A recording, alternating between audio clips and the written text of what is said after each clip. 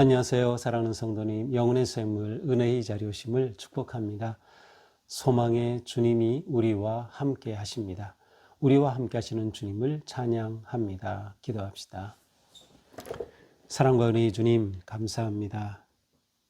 오늘도 주님의 은혜 안에서 이렇게 너무도 소중한 하루를 시작합니다. 지나온 한 해 주님의 인도하심에 감사합니다. 새로운 날 주님의 은혜 안에서 기대하며 소망합니다. 오늘도 주님 주실 말씀 저희들 마음 활짝 열고 감사와 기쁨으로 받고 순종하며 하나님께 영광을 돌리는 거룩한 찬양의 삶 되게 하여 주시옵소서. 예수님 이름으로 기도합니다. 아멘. 오늘 말씀은 시편 118편 14절에서 29절입니다. 여호와는 나의 능력과 찬송이시요 또 나의 구원이 되셨도다. 의인들의 장막에는 기쁜 소리 구원의 소리가 있으며 여호와의 오른손이 권능을 베푸시며 여호와의 오른손이 높이 들렸으며 여호와의 오른손이 권능을 베푸시도다.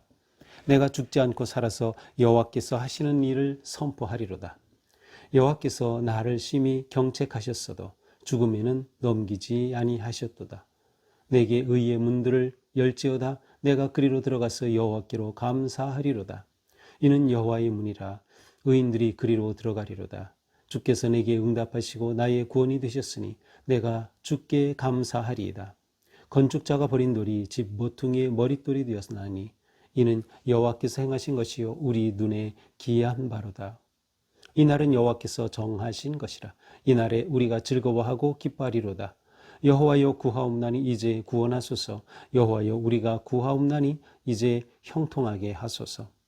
여호와의 이름으로 오는 자가 복이 있으며 우리가 여호와의 집에서 너희를 축복하였도다. 여호와는 하나님이시라. 그가 우리에게 빛을 비추셨으니 밧줄로 절기 제물을 제단 뿔에 멜지어다. 주는 나의 하나님이시라. 내가 주께 감사하리이다. 주는 나의 하나님이시라. 내가 주를 높이리이다. 여호와께 감사하라. 그는 선하시며 그의 인자하심이 영원하미로다. 아멘. 오늘 이 시편의 말씀을 보면서 정말 아름다운 찬양의 시임을 우리는 볼 수 있습니다.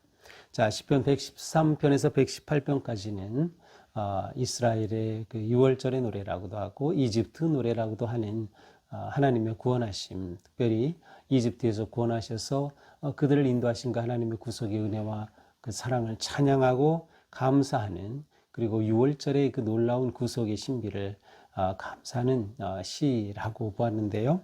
오늘은 그 결론이라고 할 수 있겠습니다. 예배 중에 이 시인과 또 회중과 어쩌면 제사장, 축복의 말들을 이렇게 보면서 어쩌면 그 제사장들이 함께 어우러진 그러한 하나님을 경배하고 찬양하는 그러한 아름다운 시편.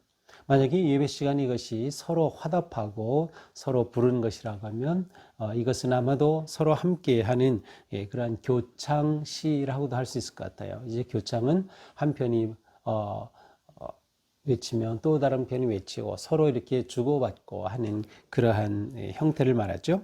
자, 오늘 본문 이렇게 시작됩니다. 여호와는 나의 능력과 찬송이시요 또 나의 구원이 되셨도다. 이것은 하나님을 찬양하는 가장 전형적인 그러한 형태입니다. 나의 능력, 찬송, 구원하셨다라고 하는 것이죠. 이것은 홍해를 건넌 후에 이스라엘 백성들이 하나님의 그 놀라운 구속과 그 은혜를 감사하며 찬양하였던 그 시를 떠올리게 합니다. 보통 미리암의 시라고도 할 수 있고 또 모세와 미리암 이스라엘 백성들의 어떤 찬양의 시로도 우리는 볼 수 있어요. 이처럼 하나님께서 능력과 찬송이시오 나의 구원이 되셨도다. 이스라엘 백성들에게 구원하면 그것은 바로 출애굽의 그 놀라운 역사를 의미하는 것이죠.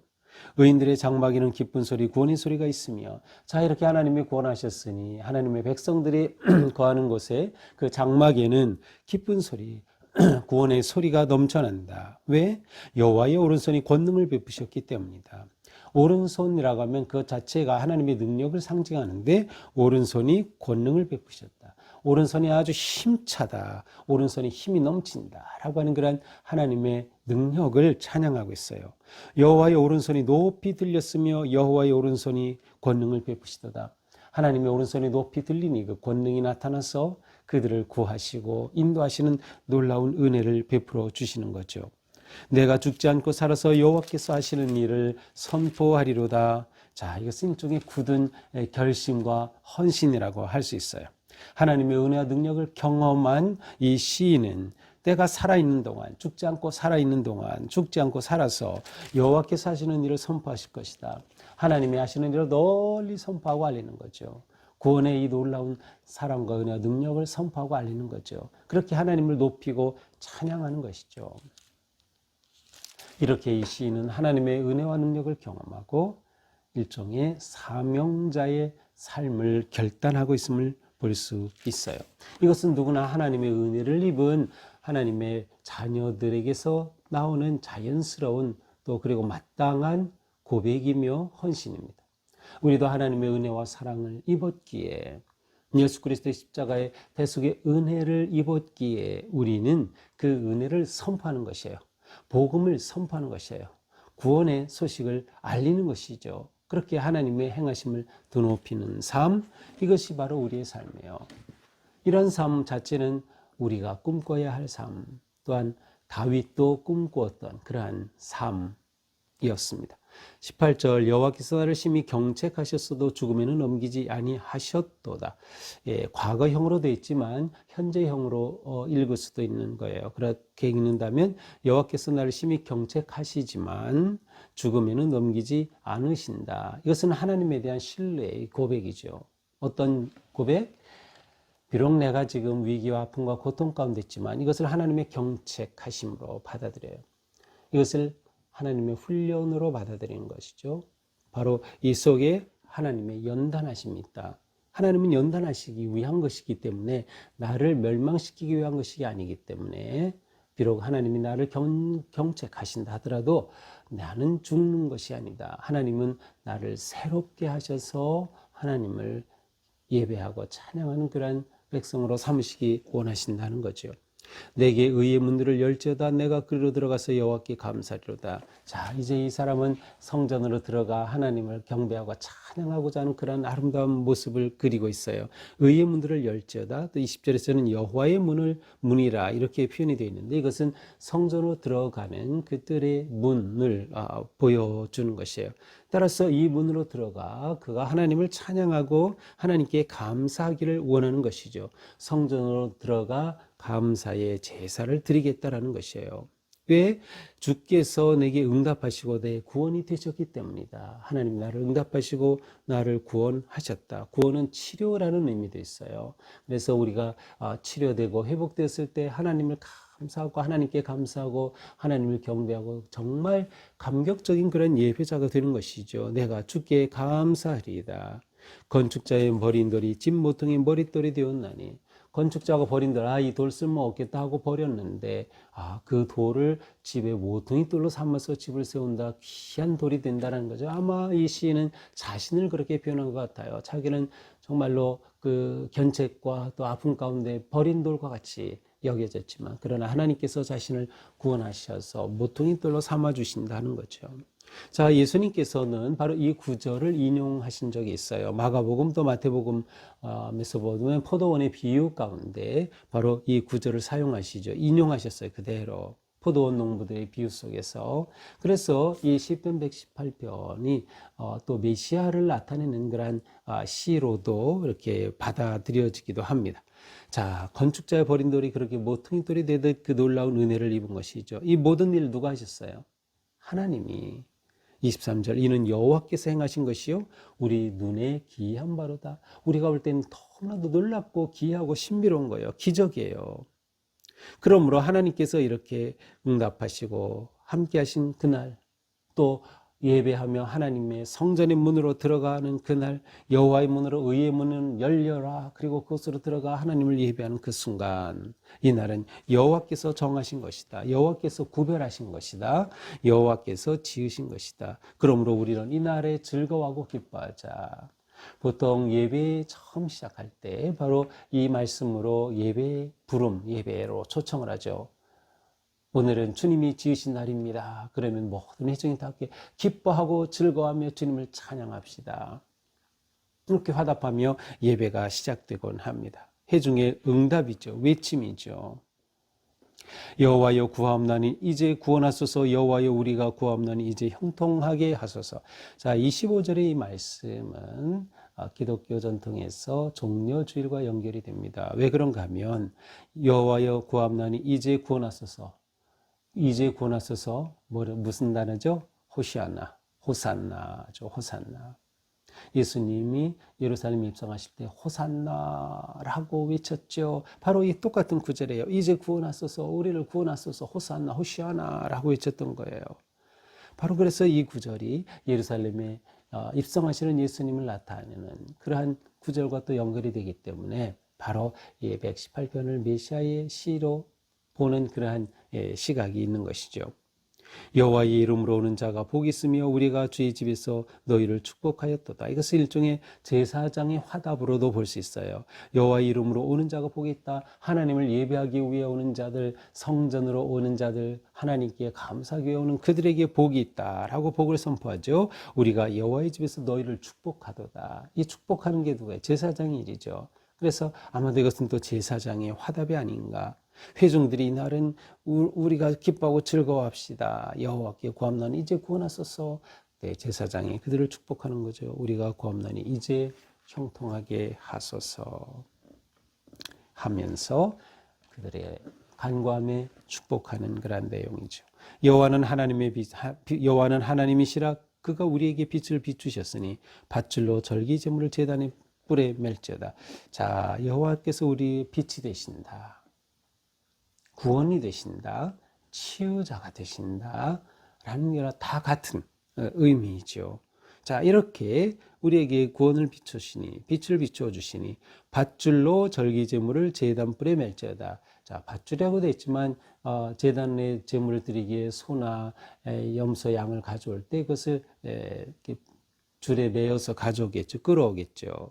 그래서 제단 뿔에 멜져다. 그래서 이것은 아마도 제물을 준비하는 그런 모습, 예배자의 제물 준비하는 그런 모습을 나타내는 것이 아닐까라고 보통 추측할 수 있어요. 하지만 원래 제단 뿔은 그렇게 동물을 메어두는 곳은 아니에요. 그것은 제물을 잡아서 그 뿔에 피를 바르죠. 네 군데에 있는 그 뿔에 뿔을 바르는 곳이었어요. 그러니까 이것은 그러면 이것이 정확히 무슨 뜻이냐에 대해서는 여러 가지 많은 논란이 있는데 어쨌든 이와 같이 제물을 준비하는 것으로 볼 수 있겠다. 주는 나의 하나님이시라. 내가 주께 감사리다. 이제 시인은 다시 한번 크게 외칩니다. 주는 내 하나님이십니다. 내가 주님께 감사하겠습니다. 주는 나의 하나님이십니다. 내가 주를 높이겠습니다. 여호와께 감사하라. 그는 선하시며 그 인자심이 영원하며. 이제 모든 회중에게 외치죠. 여호와께 감사하자. 그는 선하시며 그 인자심이 영원하미로다. 전형적인 하나님 감사 찬양의 시 표현이죠. 여호와께 감사라. 그는 선하시며 그의 인자심이 영원하미로다. 자, 오늘 우리는 한 해를 마무리하면서 이렇게 너무도 놀라운 시로 마무리합니다. 그렇습니다. 우리의 삶이 이러한 그 중요한 시점을 살면서 감사와 찬양으로 가득한 삶이 되어야 되겠다. 감사와 찬양으로 가득한 삶. 왜 그렇습니까? 우리는 하나님의 은혜와 능력을 힘입은 성도들이기 때문이에요. 하나님의 은혜와 능력으로 구원을 받은 우리들이기 때문에 우리는 오직 감사와 찬양으로 주님을 높이는 것이죠. 하나님을 의지하는 것이에요. 하나님을 구하는 것이죠. 그렇게 될 때 우리는 하나님의 그 은혜와 소망과 기쁨을 누리면서 우리가 하나님을 기쁘시게 되는 거예요. 하나님의 기쁨이 되는 것이죠. 하나님이 내 인생의 유일한 소망이심을 신뢰하며 새로운 시간을 시작하는 우리가 되어야겠어요. 그리고 감사하고 찬송하는 것, 이것은 우리가 해야 될 가장 기본적이며 가장 중요한 거죠. 하나님께 감사하고 찬양하는 것, 예배입니다. 우리가 예배를 놓치면 안 돼요. 예배자로 쓰여지는 것. 우리가 한 해를 시작할 때 예배를 시작하듯 한 해를 마무리할 때 또한 예배로 마무리하듯 우리는 모든 시간을 그렇게 예배자로 살아가는, 그래서 하나님의 그 은혜와 구원의 역사를 감사하며 찬양하고 이름을 높이는 우리의 삶이 되어야 할 것입니다. 이렇게 할 때 매일매일이 우리는 여호와의 날을 사는 거예요. 구원의 날, 기쁨의 날을 살아가는 것이죠.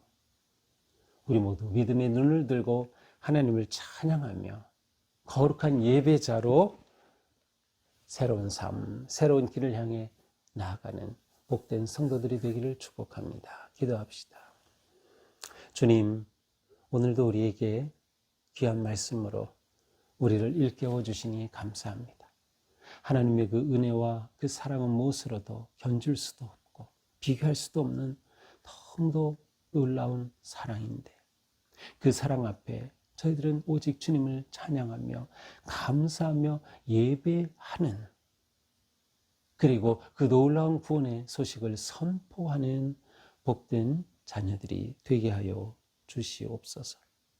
우리의 삶 다 주님의 것입니다. 생명도 주님의 것. 그러니 이렇게 새로운 시대를 살아가는 우리, 새로운 날을 시작하고 새로운 해를 시작하고 새로운 길을 향한 나아가는 우리의 삶이 오직 주님을 높이고 찬양하고 감사하는 거룩한 예배자로 승리하도록 오늘도 함께하여 주시옵소서. 예수님 이름으로 기도합니다. 아멘. 네, 오늘 이렇게 2024년 12월 31일 마지막 묵상 함께하게 되어서 너무도 기쁘고 감사합니다. 지난 한 해 동안 이렇게 우리가 한마음이 되어서 또 말씀 붙잡고 잘 지내왔습니다. 새해에 더욱더 우리가 말씀에 우리 마음을 다하고 또 함께 나누면 좋겠습니다. 이렇게 매일 나누는 말씀 묵상을 또 새해에 더 다른 성도님들과 또 이웃들에게 나누셔서 정말 우리가 말씀으로 건강하고 또 복되고 아름답고 지혜롭게 살아가는 그러한 2025년 새해를 맞이할 수 있기를 바랍니다. 또 오늘 밤 9시에 송구영신 예배, 새해맞이 예배가 있습니다. 하나님을 예배하며 오늘 시편의 말씀처럼 그렇게 복된 예배자로 새해를 맞이할 수 있는 우리 모두가 될 수 있기를 바랍니다. 사랑하는 성도님, 새해 복 많이 받으세요. 또 주님의 은혜 가득하기를 축복합니다. 사랑합니다.